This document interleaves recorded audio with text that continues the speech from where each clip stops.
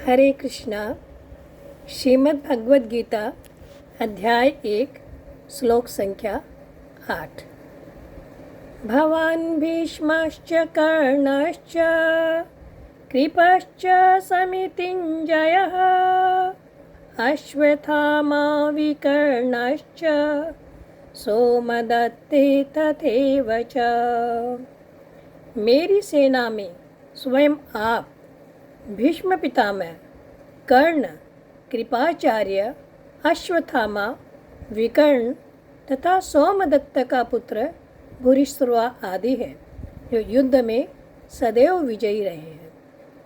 तो हमने देखा कि दुर्योधन, जो कि बड़ा ही चतुर है, उसे लगा कि मैंने पांडव पक्ष की सेना का इतना गुणगान किया तो कहीं मेरी सेना के सैनिकों का जो बल है या जो उत्साह है वो कम ना हो जाए, इसलिए उन्हें बड़ी चतुराई से, हमने देखा पिछले श्लोक में बताया कि हमारी सेना में भी सूरवीरों की कमी नहीं है। तो हमारी सेना में कौन है? भगवान, यानी कि आप। उसने दुर्योधन ने सबसे पहले द्रोणाचार्य का नाम लिया कि आप हमारी सेना में हो, ताकि द्रोणाचार्य को यह न लगे कि दुर्योधन मुझे कुछ समझता ही नहीं है या इसे मुझ पर भरोसा नहीं है। इसलिए दुर्योधन ने कहा कि आप हमारी सेना में हैं और भीष्म पितामह हैं, तो आप दोनों भी अगर पूरी शक्ति लगाकर युद्ध करेंगे तो हम पांडव सेना पर बहुत आसानी से विजय प्राप्त कर लेंगे।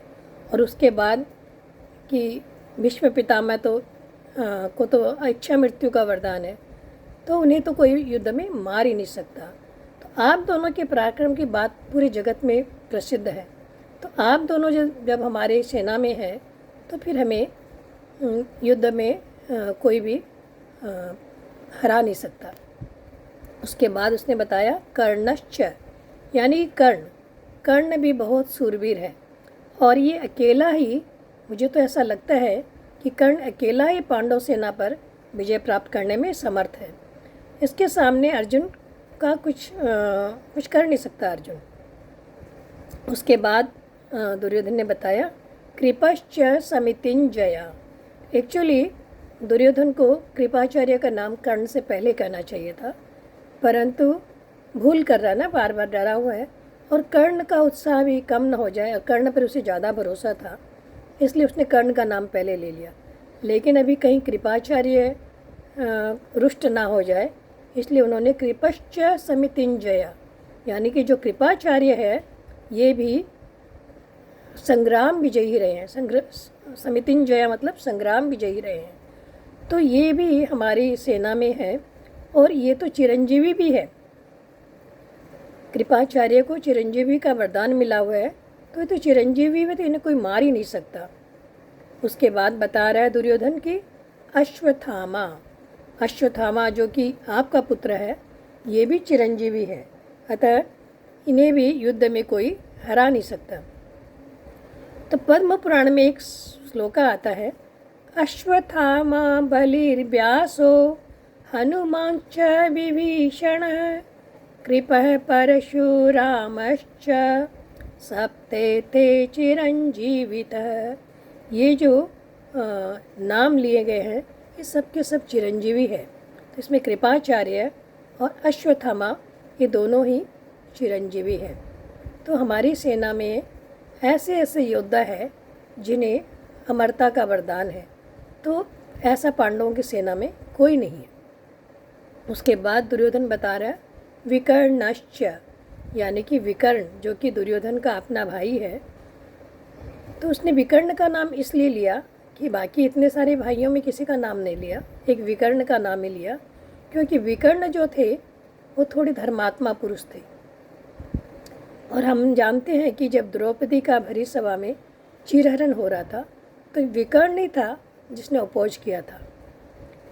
तो कहीं उसे डर था, उसके दो भाव है कि या तो कहीं ये विकर्ण जो बाद में पांडव पक्ष में जाके ना मिल जाए, ये भाव था उसका, इसलिए भी विकर्ण को उत्साहित करना चाह रहा था कि हमारी सेना में विकर्ण भी है। दूसरा भाव ये था कि हमारी सेना में भी धार्मिक पुरुषों की कमी नहीं है, धर्मात्मा पुरुष हमारी सेना में भी है, जो विकर्ण जो कि है वो धर्मात्मा है। फिर उसने बताया कि सोमदत्त तथैव च, यानी सोमदत्त के पुत्र जो भूरिश्रवा है वो भी कम बलशाली नहीं है।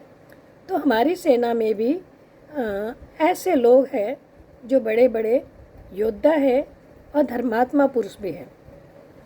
ये जो सोमदत्त के पुत्र हैं इन्होंने भी बड़े बड़े यज्ञ किए हैं। ये भी एक धर्मात्मा प्रवृत्ति के पुरुष है। तो हमारी सेना में भी धर्मात्मा सैनिक बहुत सारे हैं। तो यहाँ ये दुर्योधन जो है इन सारे सूरवीरों का नाम लेने का इसका भाव ऐसा मालूम देता है कि इतने महान सूरवीर हमारी सेना में हैं, जैसे कि आप हो, भीष्म पितामह है, कर्ण है, कृपाचार्य है, अश्वत्थामा, विकर्ण और भूरिश्रवा। ये सारे के सारे जो हमारी सेना में दिखते हैं ऐसे पांडव सेना में नहीं दिखते हैं। हरे कृष्णा। Thank you.